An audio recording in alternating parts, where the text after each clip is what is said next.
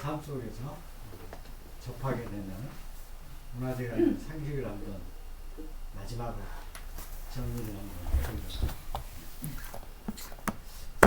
수업 제목을 생활 속의 문화재 이런 타이틀로 한번 준비를 해봤습니다.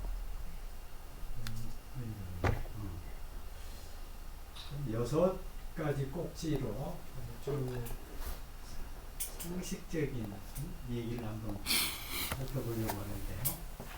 첫 번째, 그 문화재 주변에 집 지으려고 하면은 뭐 된다 안 된다.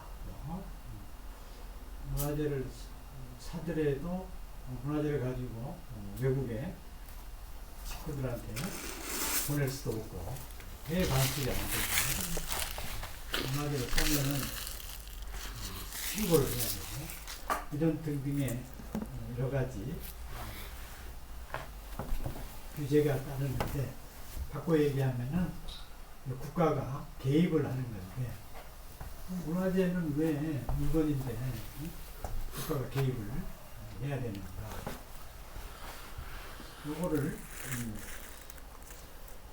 이유를 왜 국가가 법으로 또 이렇게 예산으로 결정행위 같은 데서 활용사업하는 데 세금을 투입하는지 좀 이론적으로 살펴보면 두 가지 정도가 얘기할 수 있는데, 첫째는 사유재산이지만 사유재산권은 인정되지만 공공재 성격을 띠고 있기 때문에 여기서 공공재라고 하면은 개인 거지만 우리 민족 모두의 우리 사회 모두의 것이다.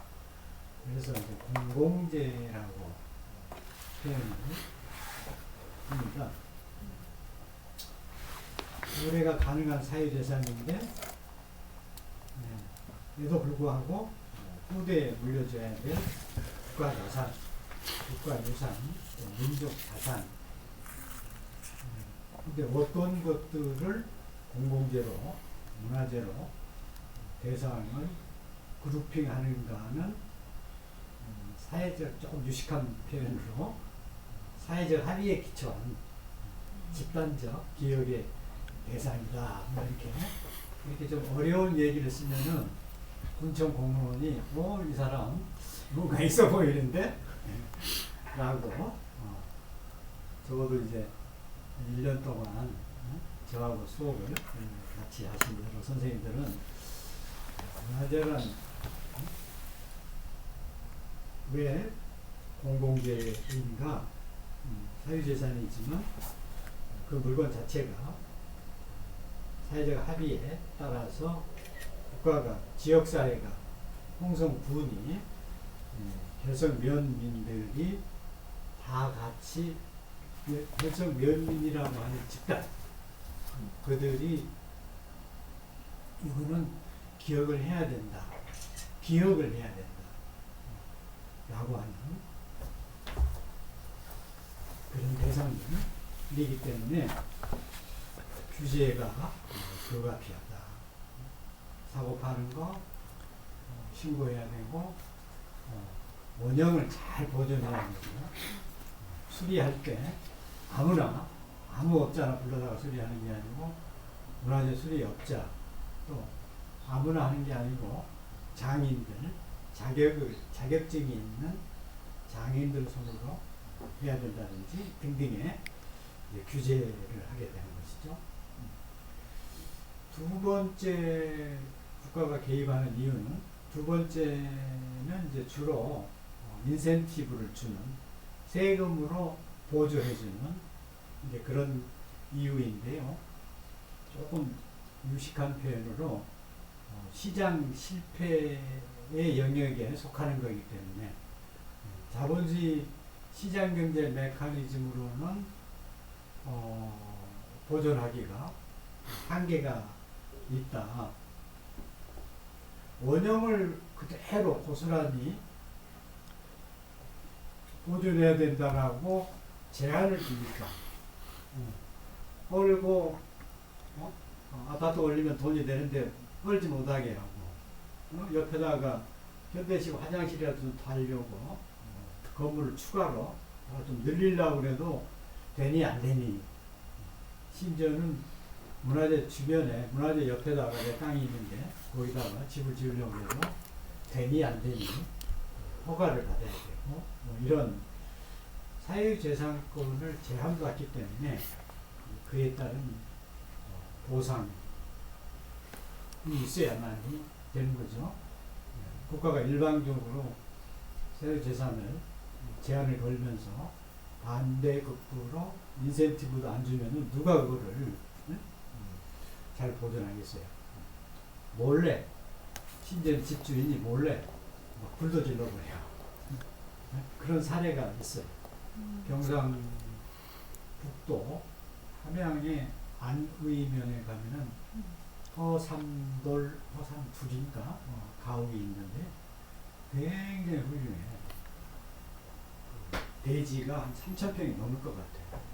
여기 집들이 굉장히 근사한데 우리 고택 가운데 여성을 위한 그러니까 여성이 주로 집에서 뭘 해요? 부엌, 식당, 그죠? 부엌에서 일을 많이 하잖아요. 부엌을 이쪽 그러니까 기역자 집이라고 그러면은 이 꺾어지는 이 부위에다가 거기다가 부엌을 둬서 보통 통상 부엌은 집 맨 가상 사이에 부엌을 두잖아요.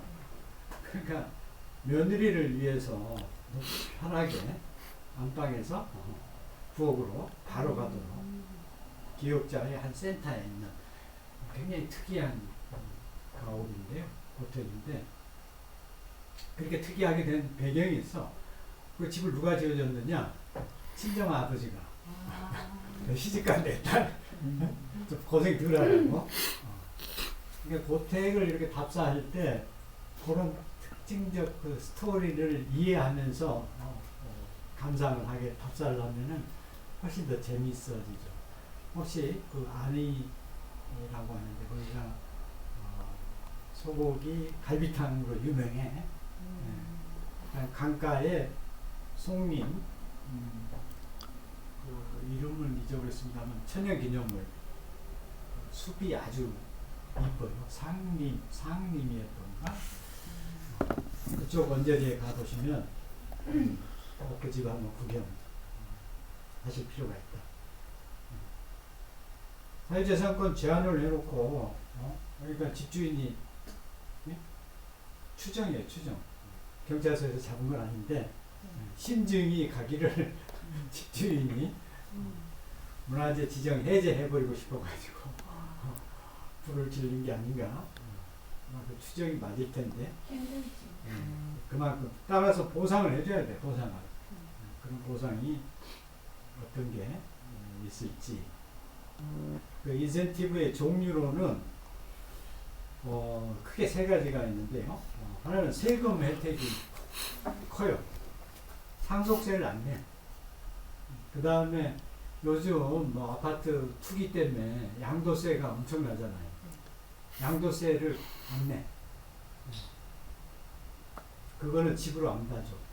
그거는. 세 번째는 재산세. 재산세 해봐야 뭐 지방세법 뭐 이거는 재산세는 별로 안 되는데 상속세를 안 낸다.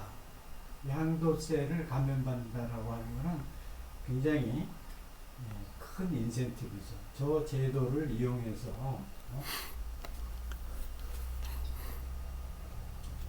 두 번째 혜택은 등록문화재. 문화재는 수백만 개가 있는데 국가가 법으로 규제로 또는 인센티브 세금으로 수백만 개를 다 할 수는 없잖아. 세금에 한계가 있고 예산에 한계가 있고 그러니까 그 수백만 개 중에 특별히 요거 정도는 최소한도 요거 정도는 잘 보호해서 후대에 물려줘야 되겠다.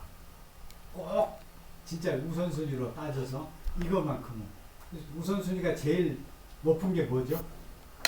국보, 보물, 국가민속문화재 등등 국가지정문화재 그러니까 지정문화재가 우선순위가 제일 가치가 높은 거고, 두 번째로는 100년 이상 된 조선시대 것만 문화재냐, 근대기에 서양 문물이 들어와가지고 새롭게 지은 시멘트 건물들, 벽돌조 건물들, 예를 들어서 서울역이라든지, 그죠? 무슨 전동 성당이라든지, 또 우리 동네에 우리 지역사회에 소중한, 이건 우리 추억거리야, 이걸 보존해야 되겠어 라고 하는 게 양조장이라니, 양조장은 지역사회에 굉장히 공유될 만한 소중한 스토리, 이야기가 많잖아요, 그 마을에. 그 다음에 무슨 정미소, 쌀, 이런 집들이 보통 마을의 초 부분에 있잖아요. 마을 들어가는 입구 부분에. 이거는 우리 지역사회에, 예를 들면 이제 장승 같은 것도 마을의 공유 자산이라고 볼 수가 있는 것이죠. 그래서 얼마 안 된 근대기에 50년 이상 된 것까지 문화재로 보호를 해야 되겠는데, 100년 이상 된 오래된 지정문화재만큼은 비중이 좀 떨어지고, 그래도 보존을 할 필요가 있는데, 얼마 안 됐지만 50년에서 100년 사이지만 요것도 소중한 건데, 그래서 이제 공무원들이 이 아이디어를 내가지고 지정제도 밑에 등록제도라고 하는 거를 만들었어요. 그래서 등록문화재. 등록문화재는, 지정문화재는 국가가 이건 소중한 거야. 일방적으로 소유주의 의사하고 동의 여부하고 관계없이 일방적으로 국가가 공권력으로 요거는 무조건 지정해서 후대에 물려줘야 됩니다 라고 강제적으로 하는 거고, 등록문화재는 그 집주인하고 합의를 해서 집주인의 동의하에 보호 대상으로 등록문화재로 등록을 하는 건데, 따라서 혜택이 지정문화재보다도 조금 더 혜택이 더 많아요. 등록문화재가 격은 지정문화재보다도 아래인데, 집주인하고 합의를 해줘야 되니까, 주인의 동의를 받아야 되기 때문에 혜택을 하나 더 줬어. 무슨 혜택이냐? 건폐율, 용적률, 이게 뭔지 알죠?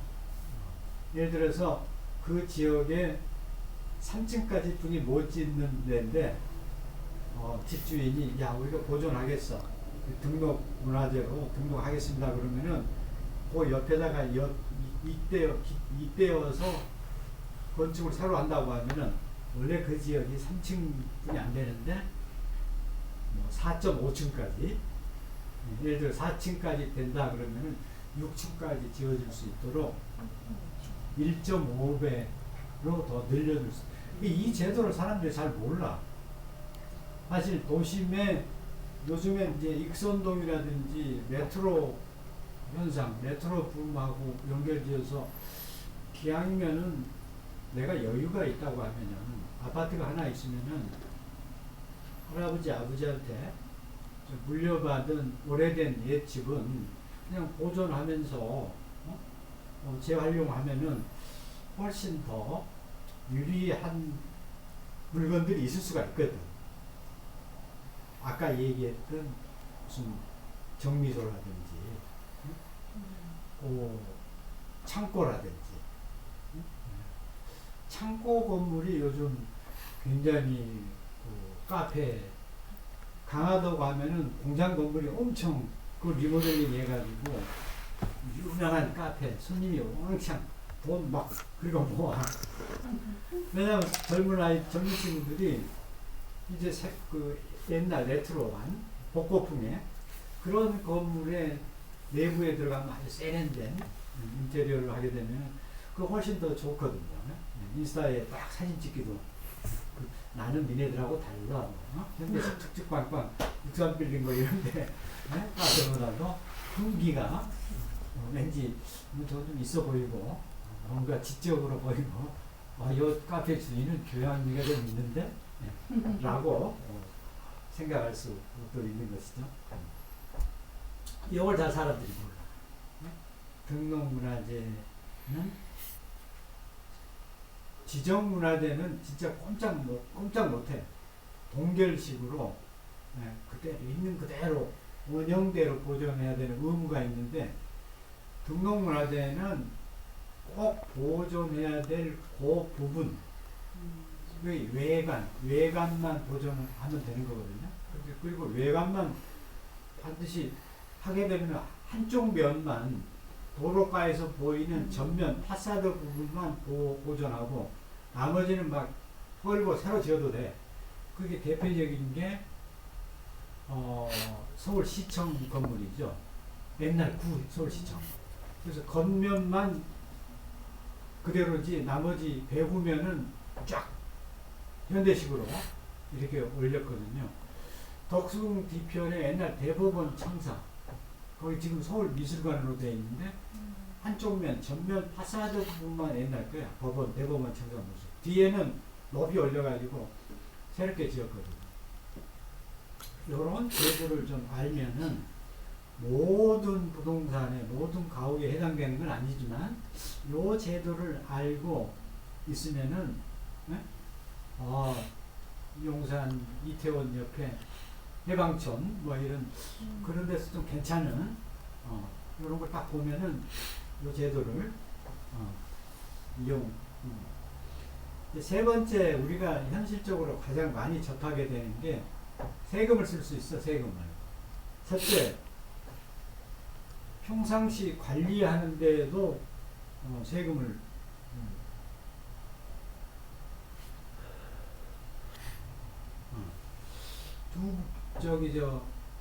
뒤에 좀 나올 것 같은데요. 사진 예방관리 청소도 해주고 이런 창호지 하나 뜯어져도 군청 공무원이 와서 다 수리해주고 그 다음에 두 번째 완전히 이제 그 대수선 막 헐고 완전히 헐고 새로 지어주기도 하고 옛날에 여기가 창고가 있었는데 6.25 때 불타 없어졌어. 그럼 이제 사진 근거만 있으면은 불타 없어진 그런 건물도 옛날 모습대로 세금으로 수리를 해준다. 이제 세 번째 우리 결성향교 이렇게 활용사업처럼 문화재를 이용해서 손님한테 뭐 1박 2일 스테이 프로그램을 하고 싶다 그러면은 사업계획서 잘 짜가지고 정부에다가 군청에다 제출하면은 돈도 받아가지고 이렇게 행사도 할 수가 있고 이런 사업을 문화재 활용 사업을 통해서 그 가옥의 가치를 굉장히 높일 수가 있는 것이죠. 유명한 명소로 만들어가지고 그러니까 세금으로 문화재 수리하고 세금으로 이런 활용 프로그램을 돌려가지고 아주 전국적으로 유명한 집으로 만들면 손님도 오고 그만큼 땅값도 올라가고 그 집 현대도 가치도 올려줄 수 있고 이용하기 나름이다.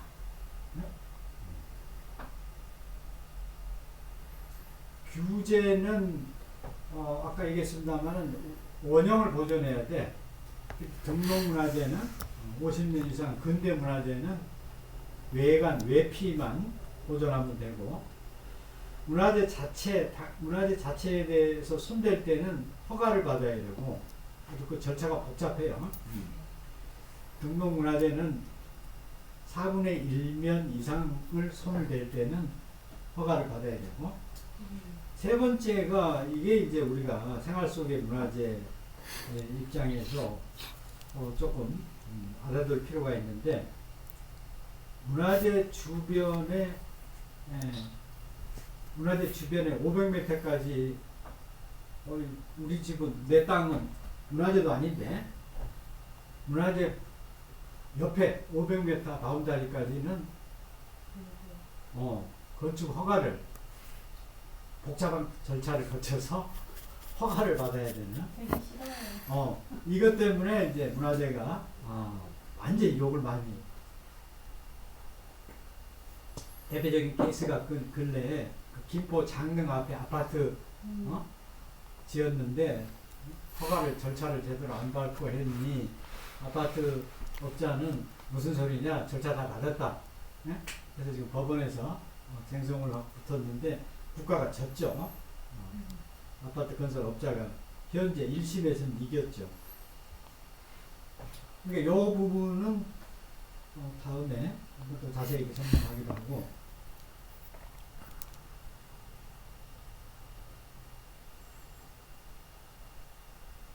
자, 내가 아버지로부터 할아버지로부터 문화재급 물건을 상속받았다 하면 나는 어떻게? 네? 첫 번째 동산문화재 같은 경우 도자기, 그림, 동산문화재는 움직일 수 있는 손으로 그런 경우는 무조건 받아야지. 무조건. 형한테 안 뺏기고 서로 간에 야 이거 내가 그래서 국보 보물로 지정된다고 하면은 재산 가치가 막 엄청나게 문화재로 지정 등록을 하면은 그 순간 물건값이 천정부지로 막 뛰겠죠. 가격이 오르면 네. 팔 수 있죠. 있어요. 네, 팔 수. 그렇지. 당연히 할 수가 없죠.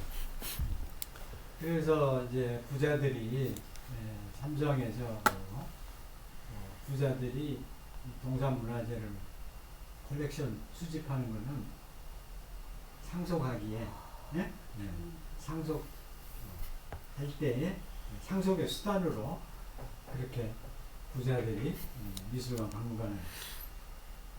네, 두 번째 건축물이다.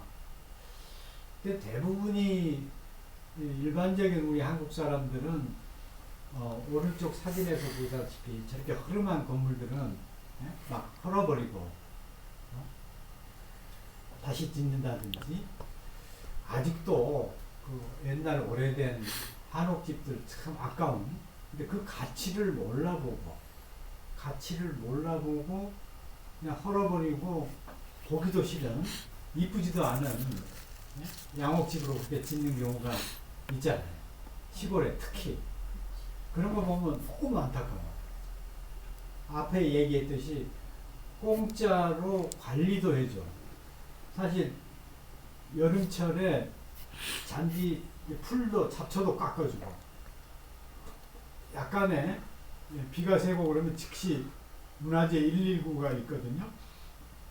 그래서 예방관리도 해주고 불나지 말라고 도둑놈 잡으려고 CCTV도 설치해주고 불나지 말라고 특히 목조 건축용 전선 전기줄이 또 달라요.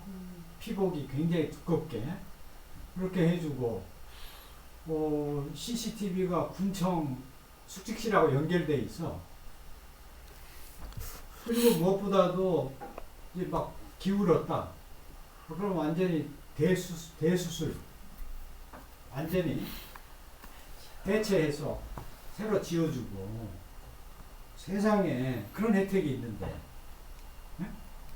그 다음에 그 집에서 뭐 이렇게 인문학 강좌 프로그램 해서 친구들하고 같이 뭐 이런 프로그램도 활용 사업도 할 수도 있고 그렇게 좋은 기회가 제도가 있는데 그걸 모르고 예를 들면 대도시 한가운데 있다손 치더라도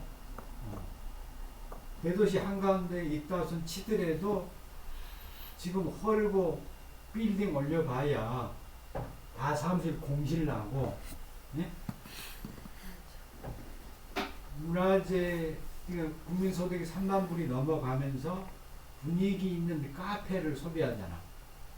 가치를 소비하는 거거든요. 가치 있는 거야. 옛날에 1000불, 2000불 시대에는 실용적인 것으로 인해서 구매 행위를 하게 되는데 지금은 가치를 소비하는 시대가 됐잖아요.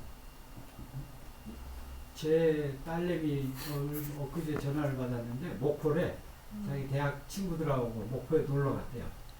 왜 전화를 했니? 내 고향이 한평이거든요. 목포에서 한평까지 1시간이야.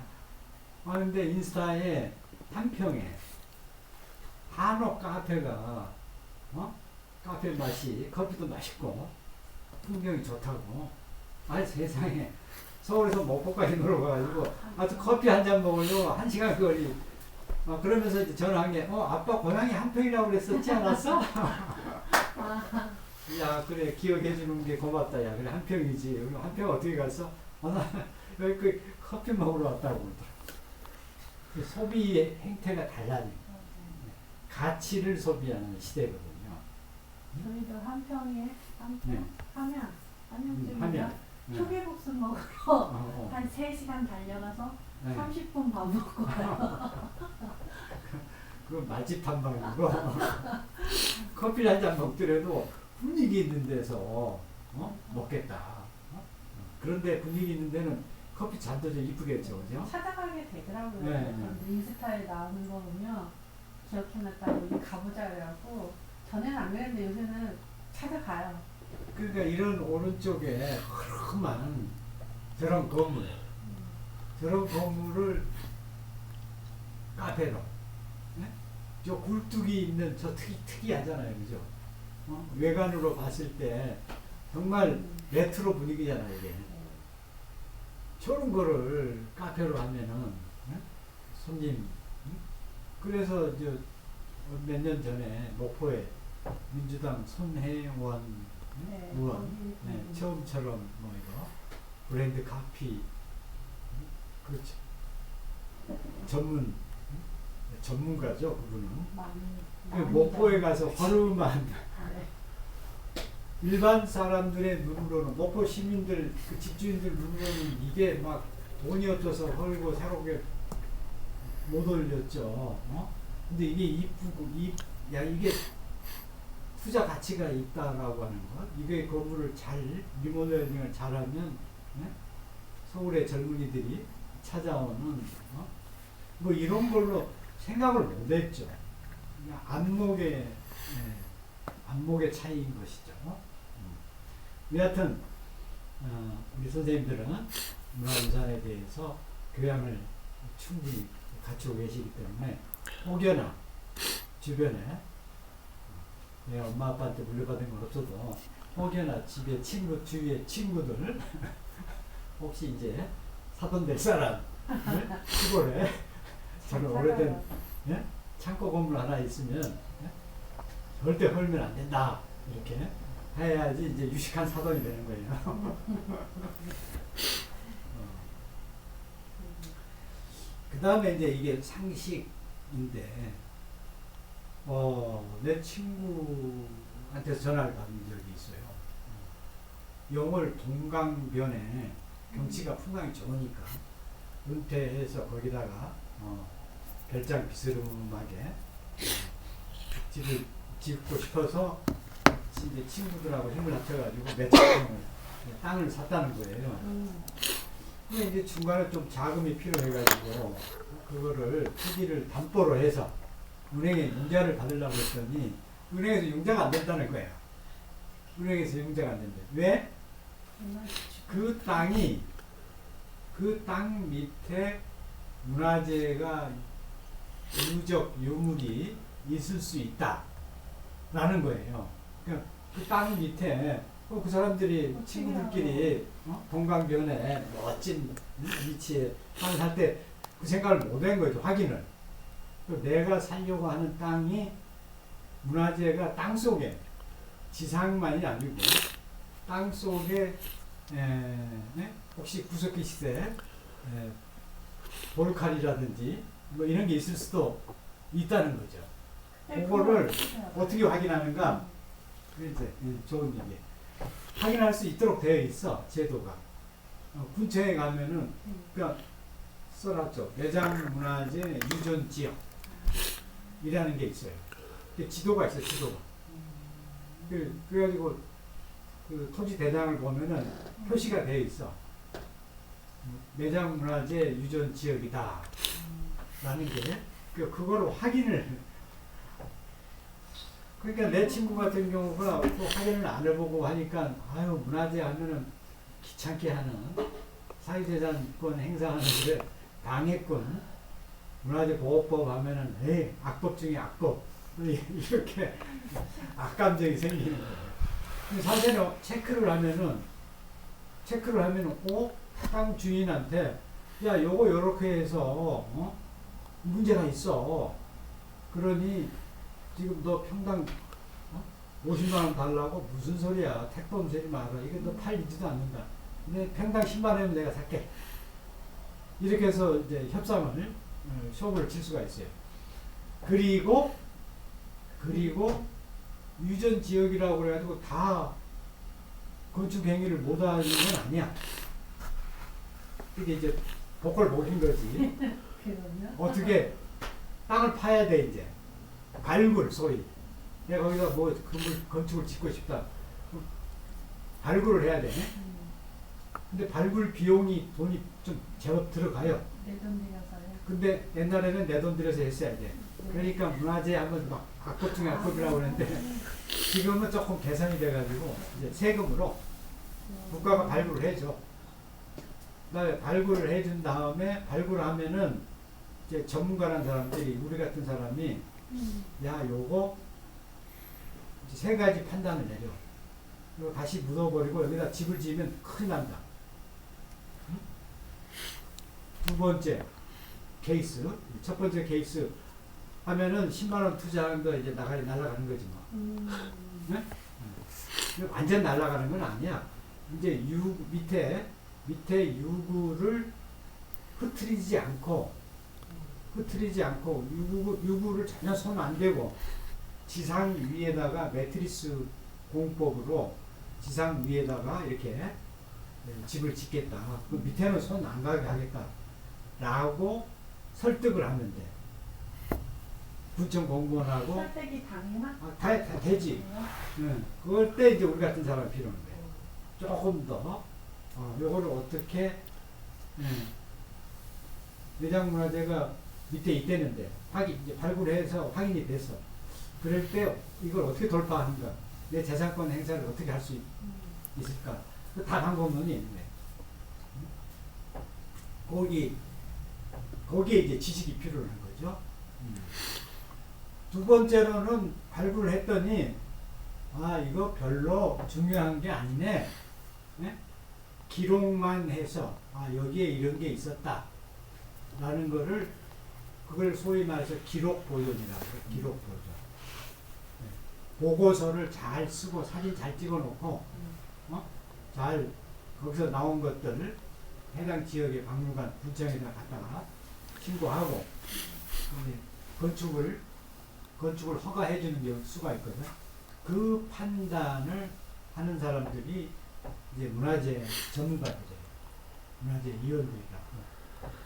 문화재 위원도 저같이 굉장히 국민 사유재산권 행사하는데 최대한 주민들의 입장을, 땅 소유자의 입장을 잘 고려해서 그냥 지으시죠 라고 하는 사람도 있을 거고, 또 어떤 전문가는 FM대로 빡빡하게 절대 안 돼 라고 하는 사람도 있을 수 있고.